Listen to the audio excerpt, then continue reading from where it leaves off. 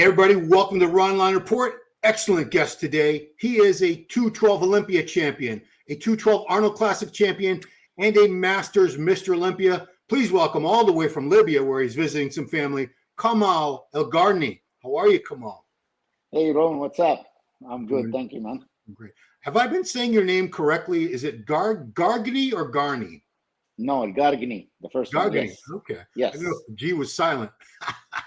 So, okay. Man, Yeah. I have to start by asking about Andrew Jack, because Andrew, to me, had not improved in a very long time. I kept seeing basically the same Andrew over and over again. But then when he comes out at this last Olympia, it was a whole new Andrew. Everybody remarked on, everybody was just stunned.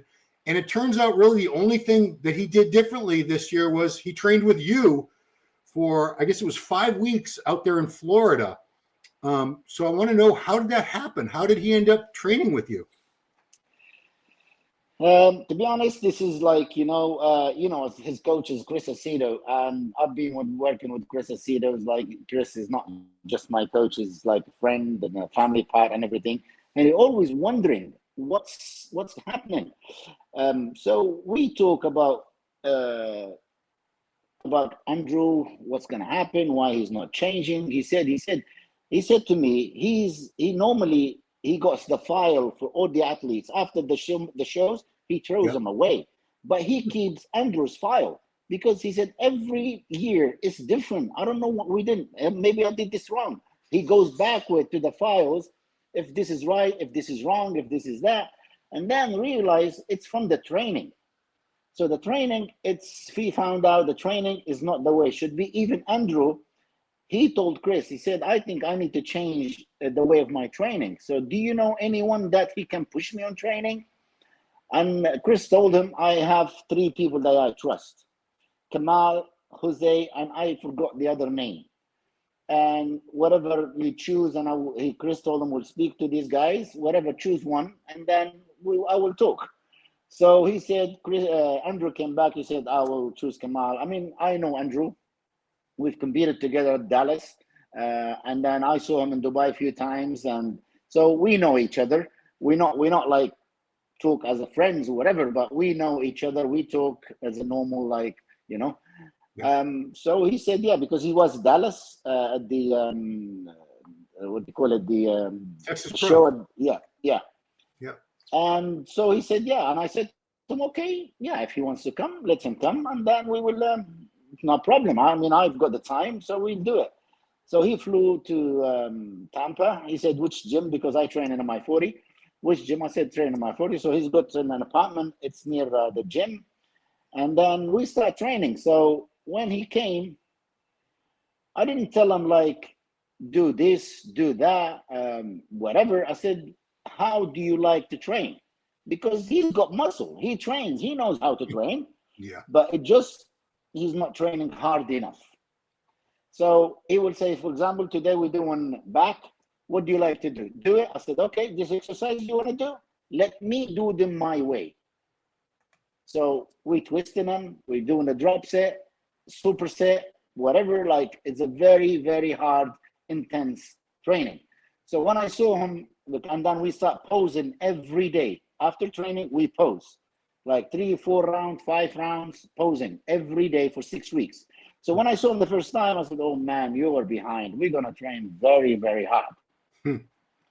So we pushed very hard on training. And then every day, me and Chris, after training, we speak. He calls me. We talk about the training. How did it go? Did he train fast? Did he train slow? So I tell him exactly how is the training so that he can give him the diet for next day. So if he gives him, like, more carbs, less carb, more cardio, less cardio. If we train very hard and that day he trained very hard, so he's going to give him less cardio. And to be honest, and Chris told me, and even Andrew, you could ask him, this prep is the easiest way, not from training, but from cardio. It's less cardio, less low carbs, and less on drugs, less on fat burners. People, they think, oh, we pushed hard. He said this year of the Olympia is the lowest everything. is the easiest and everything. And he's eaten more than normal. So that's why people sometimes they don't know, yo, he pushed more, he did more. No. If you train hard, you have the right nutrition, I think you will get to this. And this is the only thing. He changed the training and he clicked with the training. At the beginning, it was hard for him a little bit, the first week or 10 days. And then, man, he clicked and he said more. And he said, like, more. Let's give me more. It's like, and we's like, yeah, because he saw the change. He was very excited. You can see his physique is like popping. The muscles like this, the dense, the hardness, the lines. And the good things with him, he's new. He's got only 5 years. He's been training, he's been competing. So he's still fresh. He never abused his physique. So I think he will be even better for the future shows. Yeah, we're looking at some of the back training that you put him through, and that's where I saw the biggest improvement was the back thickness and density. His back was good, but it wasn't great. It's getting toward great now. I mean, he's standing next to guys like Lunsford who have just incredible back thickness and density, and he was holding his own. Did you change anything about like just the squeezing? Because something must have changed with his back training. Yes, the squeezing and the reps, like as higher reps as well. As you see in this training, is this video, like I'm squeezing. But the first, like we do 15 reps. We don't do less than 15 reps in every single exercise, not less. So we do 10 squeezing and 5, like, releasing and pumping. And then sometimes we do drop set. And the last training, the last of the, what they call it, the working set, the heavy ones, we do them a drop set. It depends how he feels. Sometimes like we do 1 drop, 1 straight, 1 drop, 2 straight, 1 drop. And sometimes we do like 4 working sets.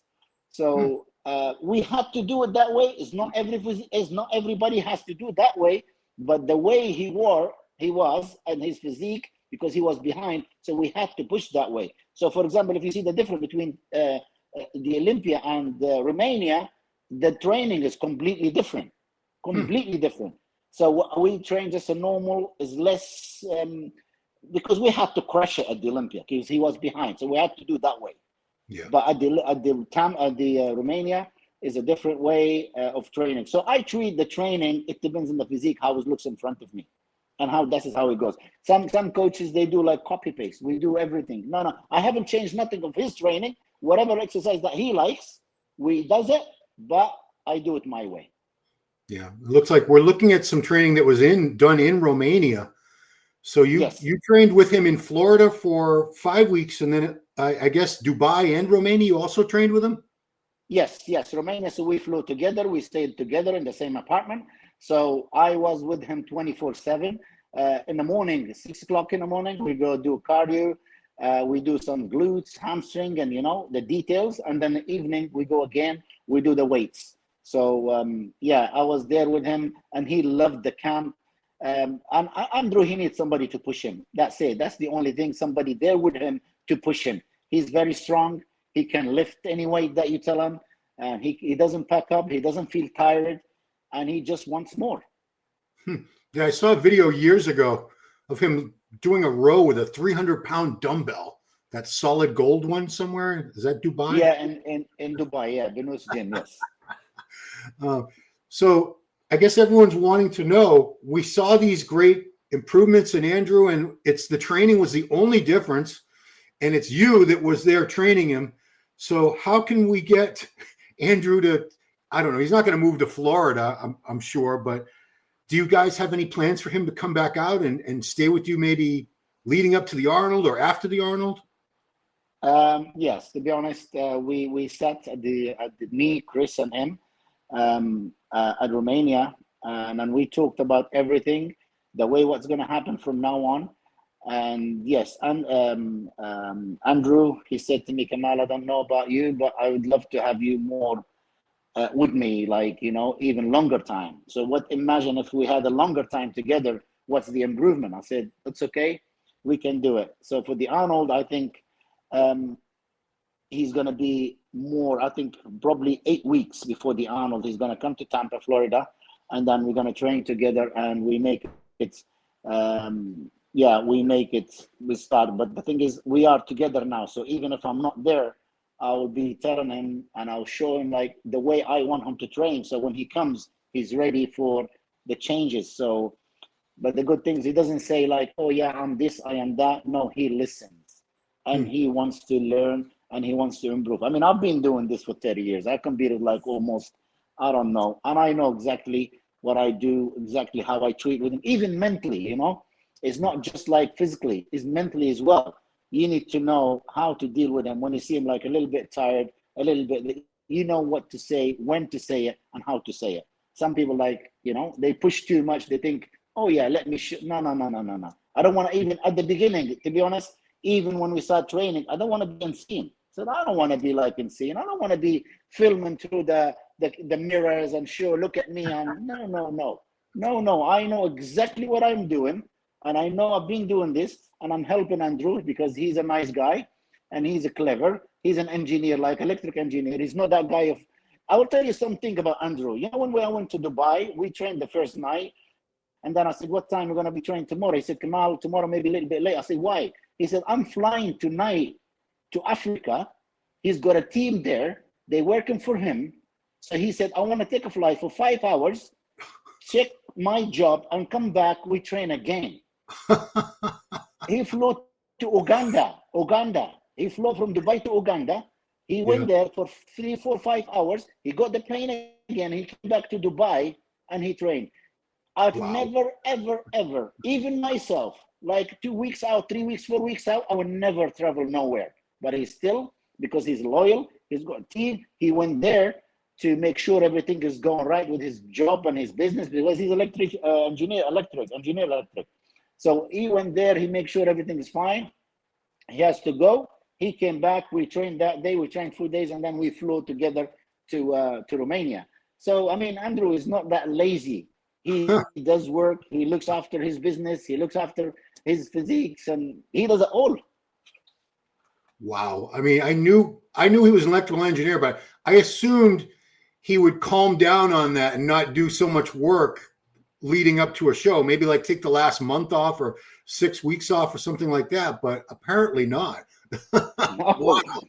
Normally that's what I do. Even like before training, sometimes when he come to Tampa, he said, oh, Kamal, just give me 15 minutes. I need to just send some emails. He's following his emails. Because he's got a team, they're working for him. So he has to reply if they needed anything or something is going wrong. So he didn't stop or told them, no, just carry on. No. He was following all the way. I think if he could do a backstage, maybe he would be having his phone and sending some emails to his, like, you know, workers. So last question about Andrew is, did you have him in third place at the Olympia? If you were judging it, where would you have had him?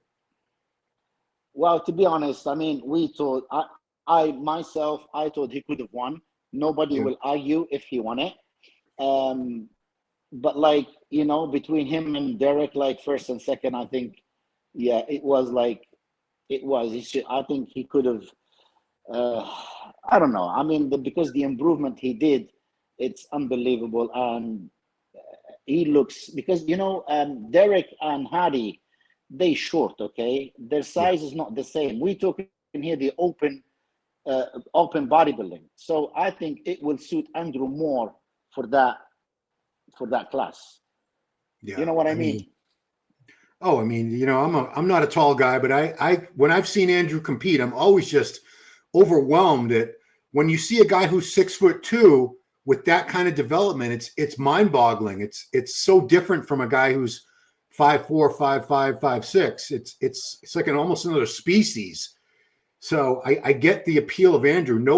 He's got a very unique look to him. You know, they say all these guys now look alike. The old timers like to say that. Nobody looks like Andrew. Nobody in this world looks like Andrew Jacked.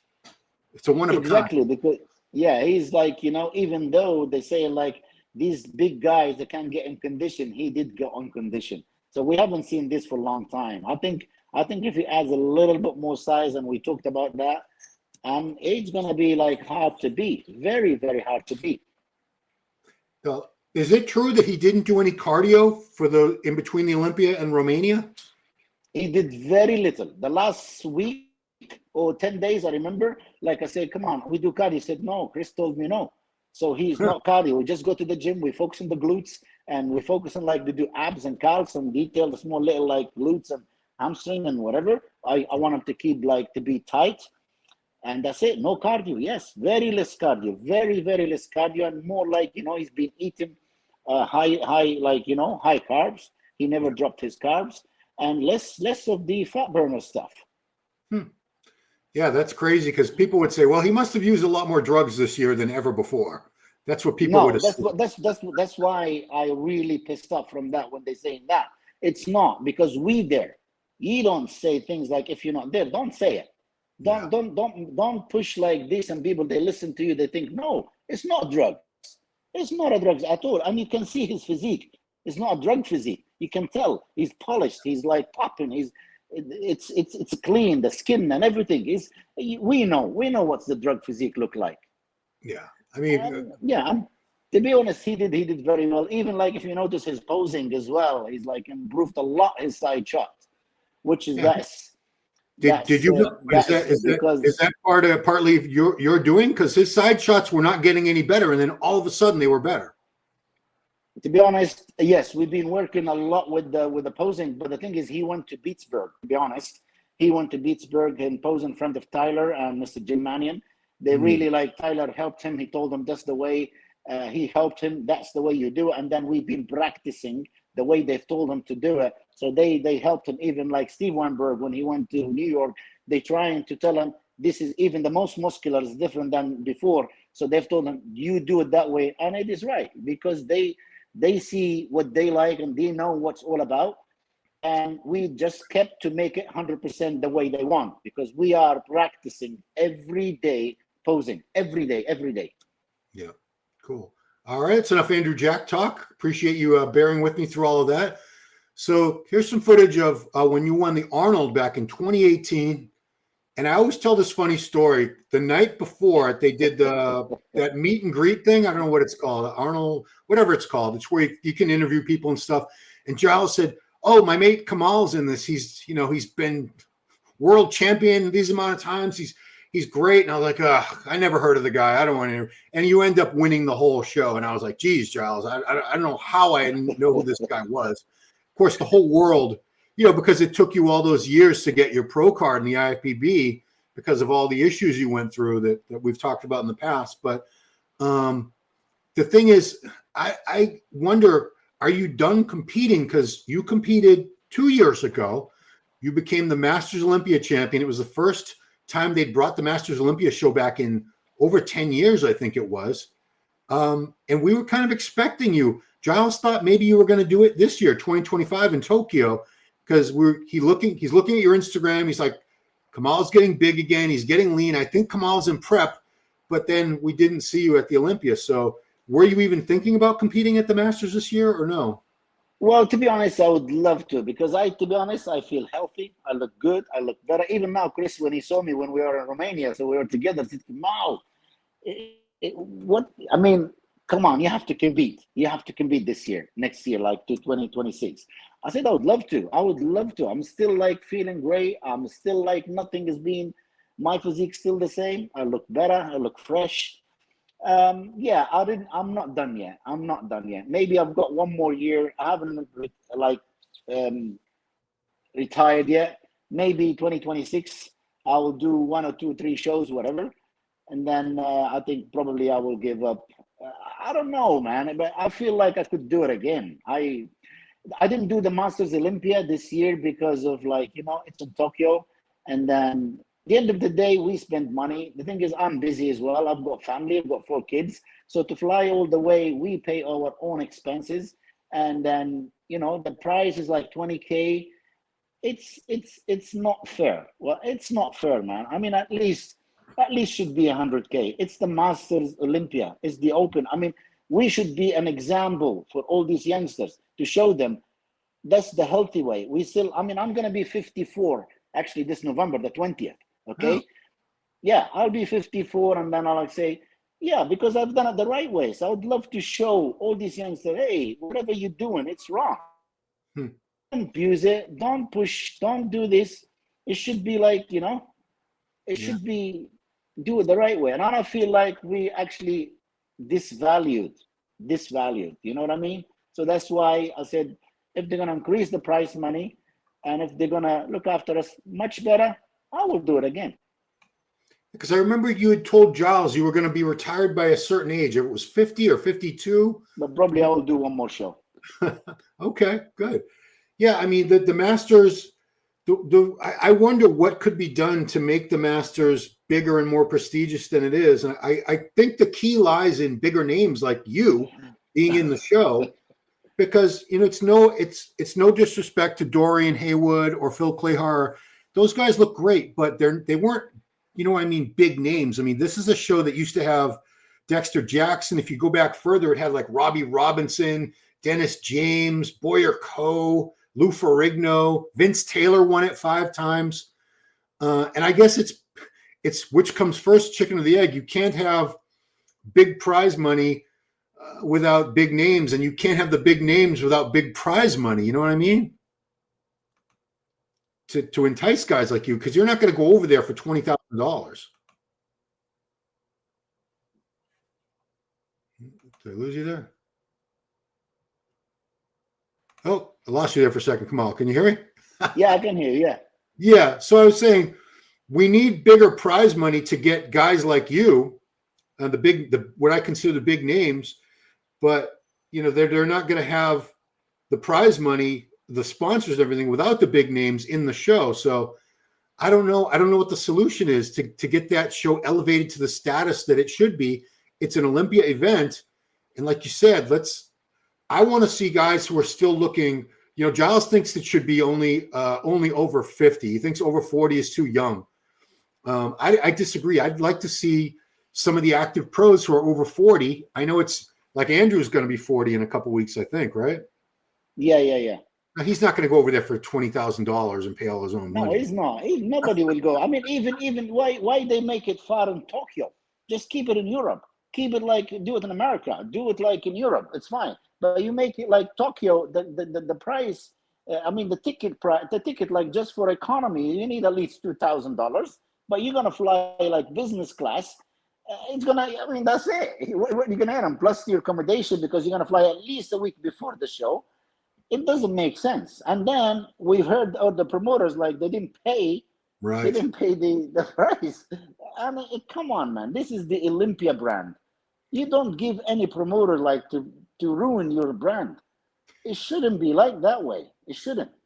I mean, that confused me, because I was always under the impression, and I don't know if you have any experience in the area of promoting, but I thought they had to have the prize money set aside in some sort of escrow account like weeks or months before the show, so it was guaranteed, so something like that could not happen. But maybe I'm wrong. I don't know. Yeah, it should be that way. It should. I mean, you don't have to be giving a promoters if they can't be, if they kept their words or whatever. It can't be. It has to be. I mean, it's 20 grand. Come on, man. It's 20 grand. We don't and even 20 grand, you couldn't pay it. That's not fair. I mean, it's not fair. That's why I was really disappointed. They should I mean, come on. We the top of the game. So it's Olympia. Yeah. I mean, yeah. So if you come back, would it be at the Masters, or would you come back at something else? Because I mean, you've done very well in open shows. You were fourth at that. I would love to do Tampa again, to be honest, because it's my hometown. I would love to do it again. And yeah, from there we'll see. I mean, to be honest, next year I might do something close, maybe just May, June, and then I'll see from there. So because we got the Ramadan in February, so I have to be be fasting, whatever. So anything after Ramadan, give me 3 months, and then we go from there. So if Ramadan's in February, does that mean you were doing your prep for the Arnold Classic years ago, where you couldn't eat all day long? Yes. Wow. So yeah. I've competed before, when I was fasting, actually, in the amateur days. I know I'm gonna win the show, so I was fasting. I don't have to really break the fast because I have to make it again. So I just went to the pre-judging in the morning. I'm fasting, but at night I could eat. So I did load up a little bit, and I still won the show. So wow, yeah, because I mean, I remember talking to Big Ramy about this a few years ago, he said during Ramadan he would basically sleep all day and stay up all night. Is that like cheating, Yes. or can you do that? Is that okay? No, I mean you can do it as long as you wake up to do your prayer and everything. It's fine. You can do it. But like, yeah, we change day to night. Yeah, we swap the day, but we wake up. I mean, especially when you have kids and family. So for me, I have to wake up and take the kids to school and, and bring Yeah. them back and whatever. It's a little bit harder. But the thing is, after 10 days, the Ramadan passes, it just your physique switches and comes back to normal. And it'll be like, I think it feels much better, to be honest. Yeah. But what a challenge, because food is, I consider the nutrition the most important part of everything. And, not going fasting and being hungry and everything. I can't even imagine being in prep and having to endure that. But, you've done it. You've done it many times, I guess. So. Yeah. We've done a lot, but yeah, it's good. It's never been a problem. But yeah, it's I'd love, like I said, I'd love to do it again, at least one more year. Even my kids, come on, Dad, they want me to be back on stage. Yeah.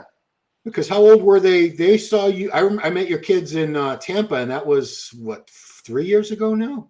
3 years ago, yes. Yeah. So they were all very small still, from what I recall. Yeah, my oldest now is 21, and then I've got a second one 18. My daughter is 14, and the little one is 10. So they weren't that little then. I think I was just thinking about the little kid. Oh, the little one, yeah, the little one is my daughter as well. So yeah, I mean, would you come back as a 212, or would you do open again? Probably I'll do both. I'll do 212 and do the open. Yeah, whatever. I mean, I'll do both. I'll just maybe do 212, just any pro show, and then I'll do open, and then we'll see how it goes, and we'll probably finish up, for the Olympia. Maybe I'll finish up in the Olympia as well. Did you get any heavier or fuller when you were doing like Tampa and you were doing open, when you almost beat Akeem? Yeah, I was heavier. Yeah, I was like I think 220. I was 220, 219, okay. 220. Yeah, I mean that makes me want to ask you about Keone, because Keone just did his debut as an open in Prague, and I thought he looked pretty good. But a lot of people were expecting him to win. You know what it's like going from 212 to open. Did you think it was going to be a challenge for him to stand next to? Geez, he had to stand next to guys like Samson, Crizzo, guys who had 60, 70, 80 pounds of body weight on him. I thought he held his own, but fourth place, a lot of people assumed he was going to be able to win. To be honest, we thought that, because so many people like the 212, they actually they won. But I will say it now. I mean, Keone, his muscle, the look of his muscle is not ready yet to be beaten, to beat them big guys. For example, Sean Clarida, if you compare Sean Clarida muscle and Keone's muscle, is completely different. The dense, the hardness. So that it makes you win. You know what I mean? Yeah. Yeah, muscle maturity. I mean, so that's maybe that's the only why he didn't win, because he looked a little bit smaller. Muscle maturity, exactly. That's what he needed. Yeah, I mean, I always considered that one of your strongest points was the muscle maturity and detail. We call it old man muscle. I don't know if you know that phrase, but yes, I'm older than you. Yeah, exactly right. To me, makes you win 100%. It's a rare quality, because we see a lot of these young guys pack on muscle very quickly, but it doesn't have that density and detail. When you look at like a Clarida, that's why I thought Clarida had a chance to beat Keone at this Olympia, because he has that. Exactly. So that's the difference between the muscle between him. I mean, if like Keone has got that and he competed against these guys, he could have won. Why makes Hadi to jump into the open? Why? Because he's got that look of the muscle. Yeah. And he won. Hadi's 212. I mean, I don't think Hadi's over like 220. I don't think 220, 222, 225 maximum. He's never that heavier than that. But the way the muscle mature and the hardness in his muscle, that's what makes him special. Yeah. I mean, do you think it comes down to the training? And Keone, he needs to watch out, because we saw the stomach. Yeah, it's starting to it's starting to pop out a little bit in between poses when he's not really paying attention. But yes, and that's we. I mean, yeah, he has to watch that. So do you think it comes down to a difference in training? Because these guys that we're all talking about, Clarita, Hadi Chupan, you train super heavy, super intense, a lot of free weights. And, you know, these, like I said, these guys, they have the size, but it doesn't have the same look.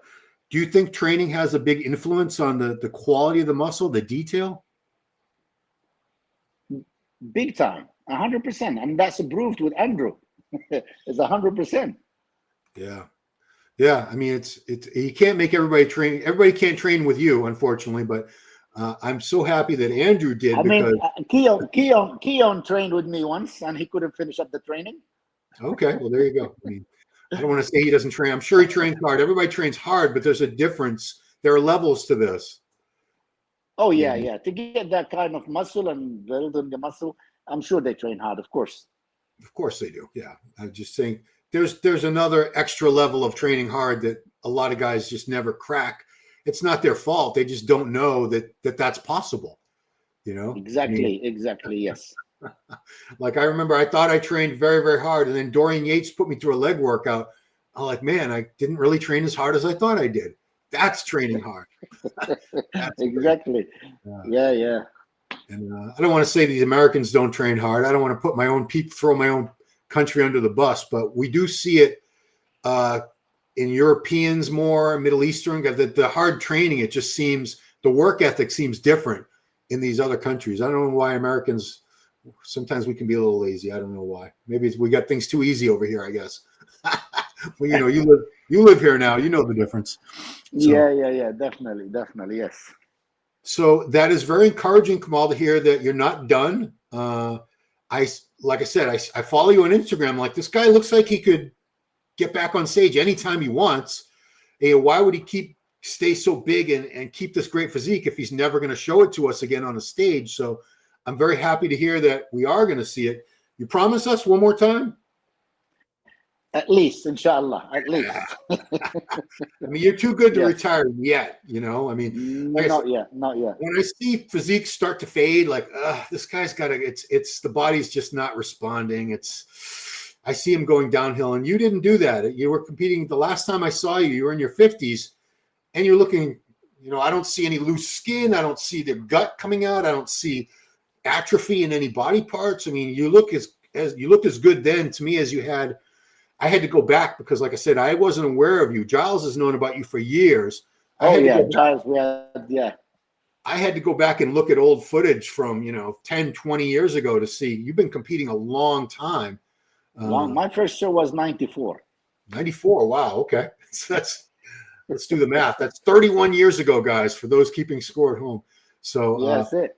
Wow. So, man, I also appreciate you doing this interview all the way. I know you don't get it back to Libya that often these days. So taking time out for me like this, I really appreciate it, Kamal.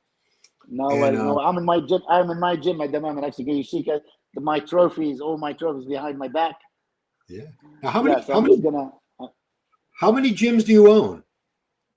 Hopefully, after I finish them, because I've got 2 under construction, it's gonna be 4. Wow. Are they all in Libya, or are they spread out around the world? Yeah, they're all in Libya. The one in England, I've sold them. Actually, I've sold the one in England like about 2-3 months ago. I've sold that one, and hopefully, my plan to do my own in Tampa.